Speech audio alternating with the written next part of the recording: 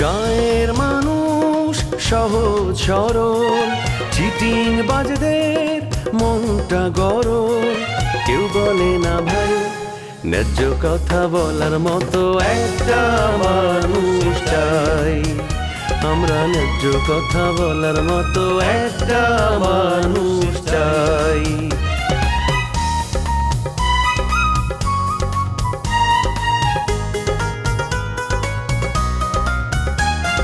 সৎ মানুষের ভাঙ্গা বাড়ি, ধান্দা বাজরা নেয় যে কাড়ি।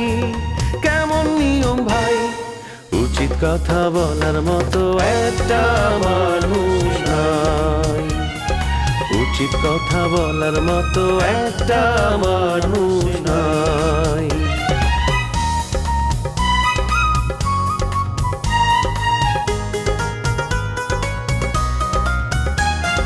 চোরের মায়ের বড় গলা, মিথ্যা দিয়ে সত্য বলা ভদ্রলোকের ভাই। এক সমাজে বাস করে ভাই চিটার এন্ড জেন্টলম্যান। রোমিওরে লেবু সাহেব ধমক দিছে, এই ডরে রোমিও যে আমগো বাড়িতে উঠছে। গ্রামে নাকি তার মেলা ভয়।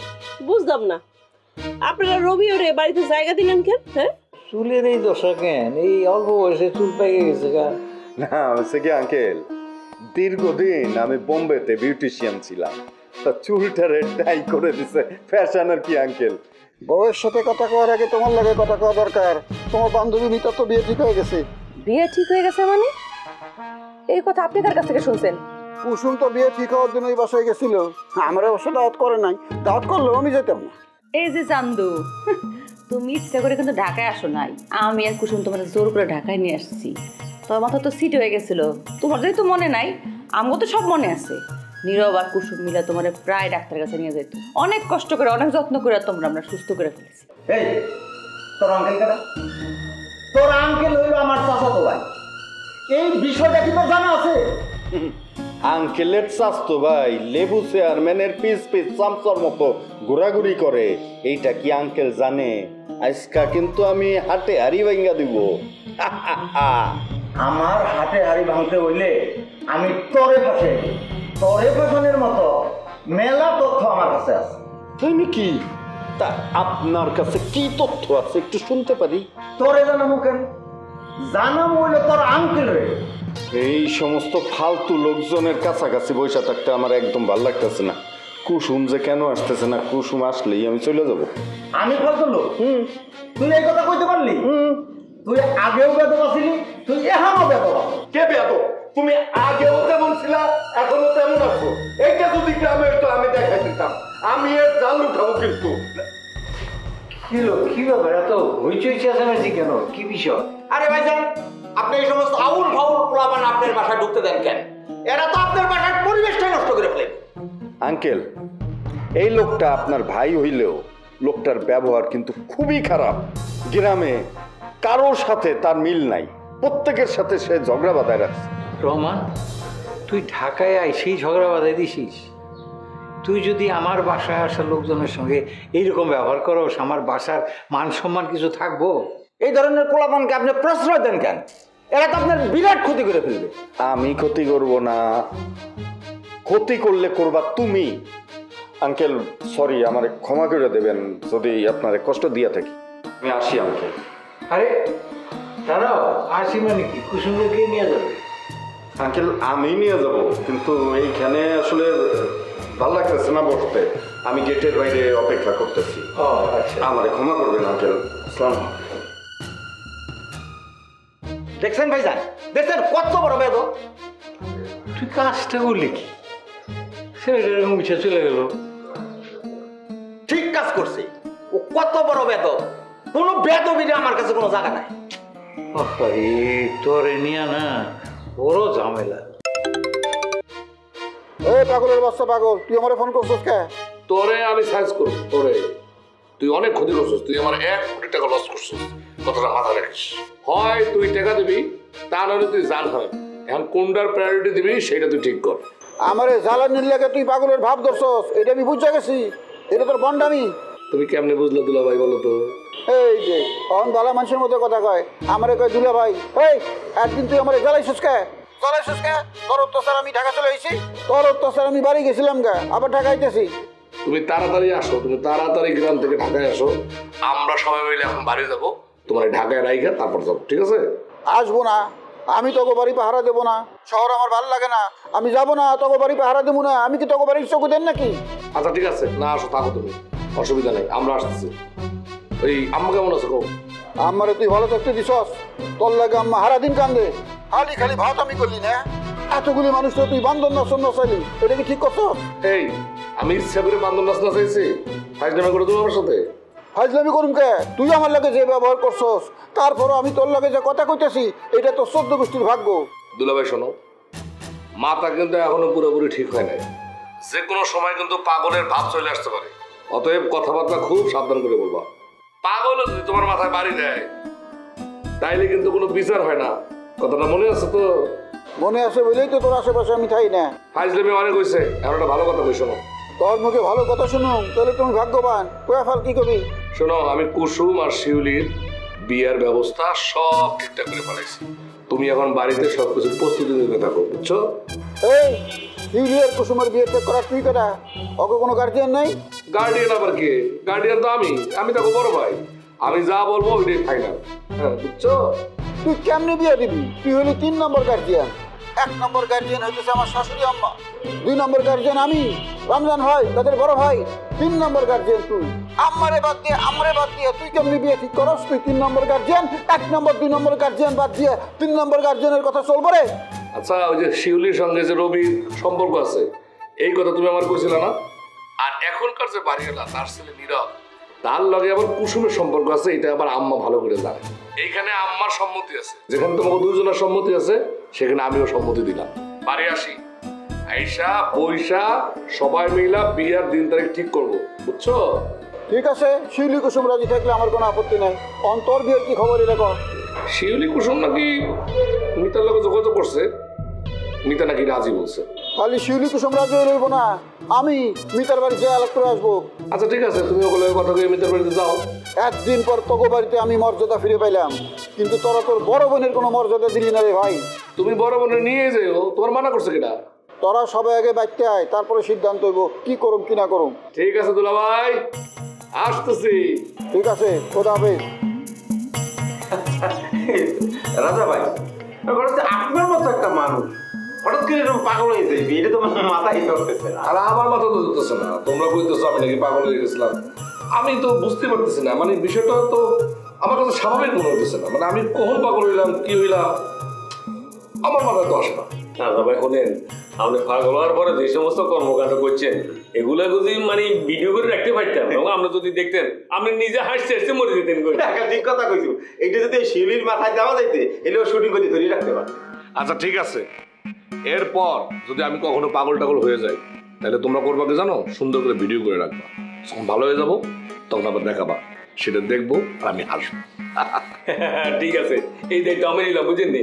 আপনি এরপরে নেক্সট টাইম যখন এরকম পাগল হয়ে দেন আপনার সব কর্মকাণ্ড ভিডিও করে রাখবো, বিশেষ করে ওই যে মিতাপার সাথে আপনি যে ধরনের কথাবার্তা বলতেন সেগুলো যদি ইউটিউবে ছাড়ে দিই তাহলে তো আপনি পুরো ভাইরাল হয়ে যেতেন।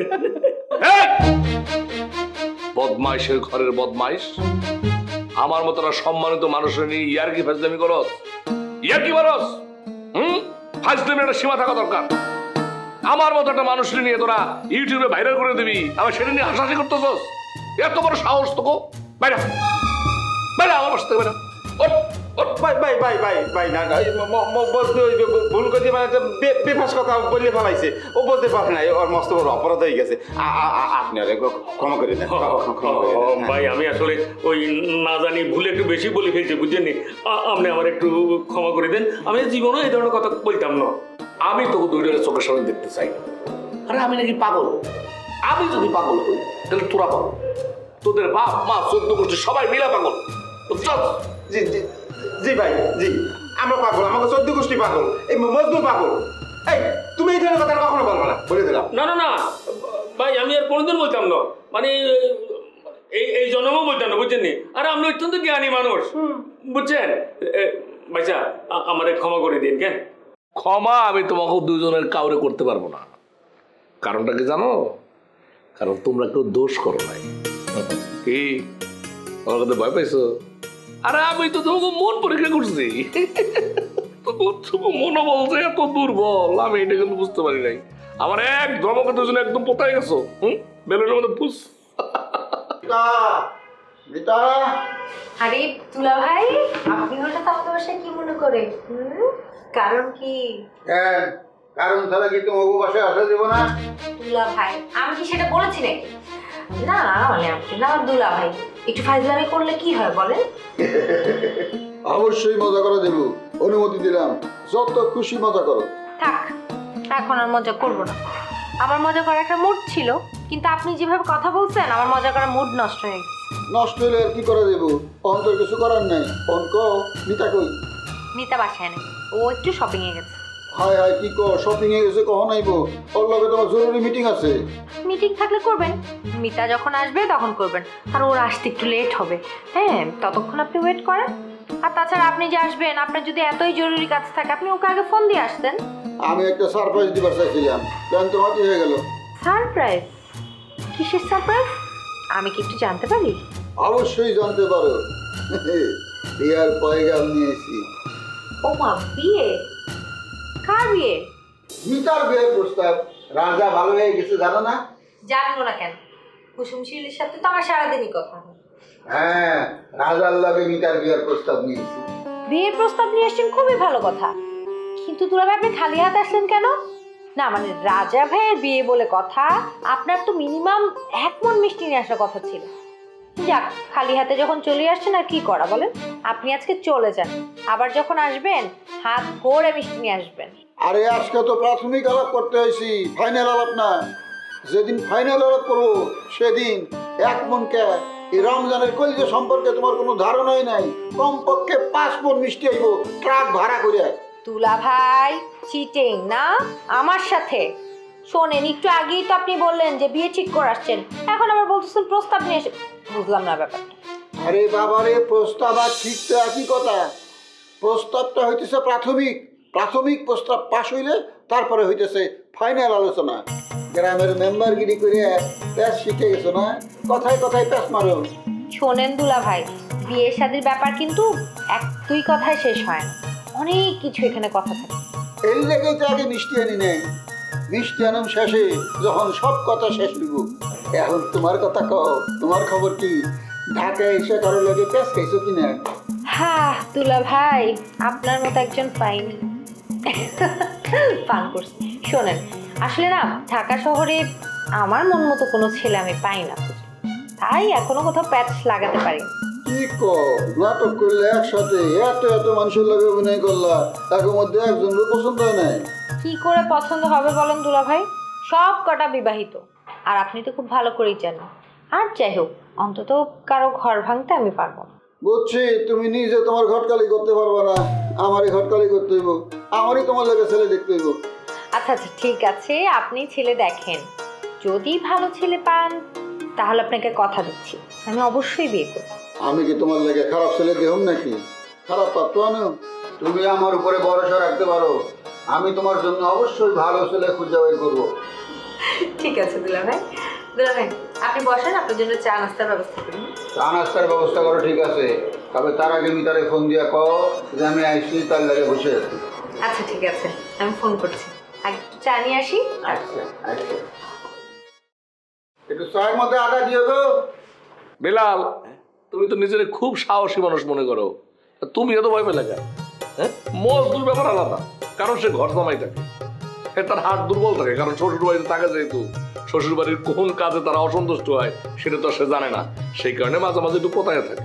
কিন্তু তুমি তো সাহসী লোক, তুমি পোতাইলে কেন?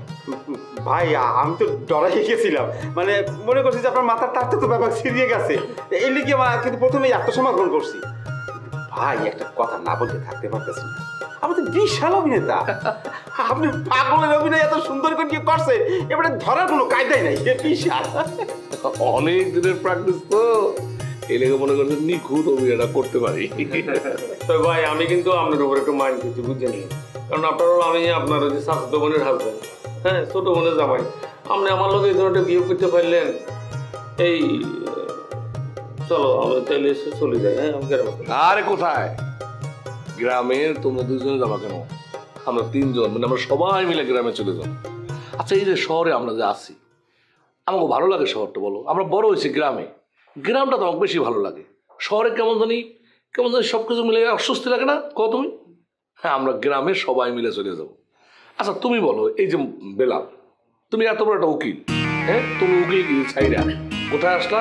ঢাকায় চলে আসছো। এখানে এসে কি শুরু করছো? অভিনয়। আরে তোমার যদি অভিনয় হবে, এটা দিয়ে পেট চলবে?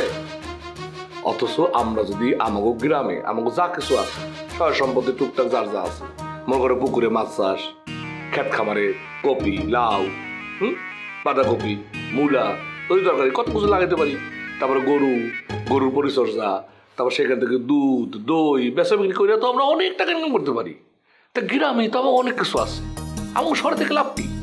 আমরা গ্রামে সবাই মিলে যাবো, ওইখানে সুন্দর আনন্দ কইরা ফ্রেশ বাতাস খাবো, ঘুরবো ফিরবো, আনন্দ করবো, হাসি ফুর্তি ঠান্ডা তামাশা সব কিছু করবো।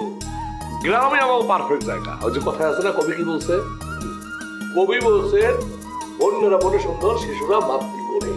অতএব তোমরা একলারা যাবা না, আমরা সবাই মিলা একলাই গ্রামে চলে যাবো। এই রাধাবাড়ি এই কথাটা আমি একসাথে আসে সমর্থন করলাম। তোরা সবাই মিলে গ্রামে যাবে।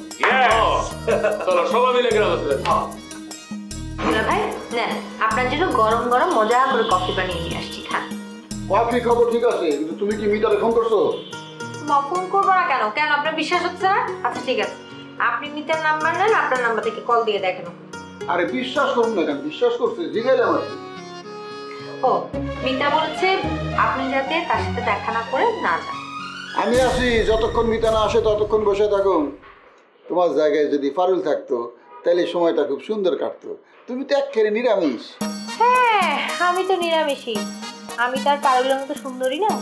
পারুল তো অনেক সুন্দরী, আর আমি দেখতে একদম কুৎসিত, সেটাই তো বুঝাতে চাচ্ছেন তাই না?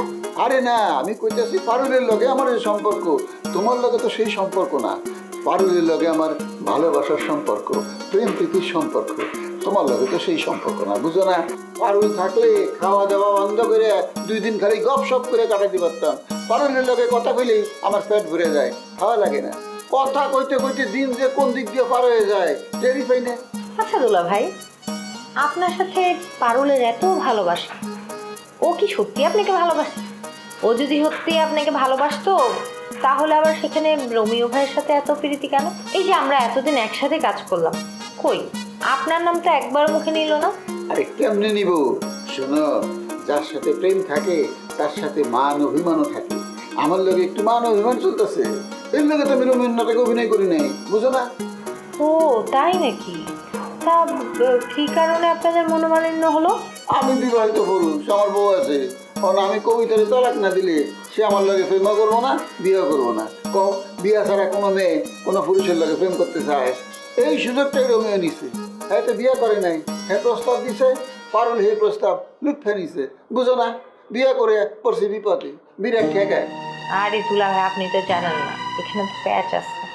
রোমিও ভাই আর পারুলের মধ্যে তো বিরাট ঝগড়া চলতেছে, খুব মনোমালিন্য চলতেছে। ওরা দুজনের চেহারাও দেখতে পারে না। শুটিং স্পটের মধ্যে তো মনে করেন সেই ঝগড়া। তাই নাকি? হ্যাঁ রে, বিরাট খুশির খবর। তুমি তো আমার ফোন করে এটা জানাইলে না। আমার যদি জানাইতা আমি ফুর্তিতে থাকতাম। আমি তো মানসিক কষ্টের মধ্যে আসিলাম। দুলা ভাই, কবিতা পা আমার নিজের বড় বোনের মতো, আমি তো তার সংসার নষ্ট করতে পারি না, তাই না? তাই আর আপনি কিছু বলুন। কবিতার লাগে তোমার দরদ উতলা করতেছে। কবিতা তোমার লাগে কি করছে? আর আমি তোমার লাগে কি করছি? আমি তোমার লাগে বুলেটের লগে ঝগড়া পর্যন্ত করছি, মারামারি লেগে গেছিল প্রায়। লেবু অঙ্কের লোক খারাপ ব্যবহার করছি, তারপরও আমি তোমার মন পাইলাম না। তুমি আমার পক্ষে কথা না কইয়া কবিতার পক্ষে কথা কইতেছো। কবিতার লাগে তোমার দরদ উতলাইতেছে, আমার লাগে কোনো দরদ নাই। শোনো, পারুল আমার জান, পারুল আমার প্রাণ। পারুল ছাড়া আমার জীবনের 1 পয়সা দাম নাই। ও তাই নাকি? তা পারুল তো আবার গ্রামে চলে গেছে, তাহলে আপনি এখনো ঢাকায় বসে আছেন কেন? আপনিও যান, গ্রামে চলে যান পারুলের পিছে পিছে। রাজার বিয়ে শেষ করে এই বাড়ি চলে যাব। আমি এই বছরই শালাশালি সবার বিয়ে দেবো, বাড়িতে কোনো ঝামেলাই রাখবো না। বলেন কি দুলা ভাই, শালাশালি আপনার কাছে ঝামেলা? হ্যাঁ, এই কথা কি আমি কুসুম আর শিউলিকে বলবো? নপুর হাজার লাগায় মতো, আমি তোমার যেটা কইলাম এটা কথার কথা, আর প্রত্যেকটা লাইনের সঠিক অর্থ করতে গেলে তো বেলার লাগবে, বুঝো না? আচ্ছা আচ্ছা, আমি বুঝতে পেরেছি দুলা ভাই। আমি না একটু শামসু ভাইয়ের বাসা যাব, ওইখানে ওই যে বাবুল ভাই আমার নাটকের পেমেন্টটা নিয়ে ওয়েট করছে, আমি একটু পেমেন্টটা নিয়ে আবার চলে আসবো, দেরি হবে না আমার। হ্যাঁ, আপনি একটু বসেন। তুমি টাকা আনতে দেবে? চলো আমি তোমার সঙ্গে যাই, তোমার একটু সঙ্গ দান করি। না না, কি বলেন দুলা ভাই, আপনি মিতার সাথে কথা না বলে দেখা না করে বের হতেই পারবেন না। মিতা কিন্তু বলে দিয়েছে, না হলে সে খুব রাগ করবে।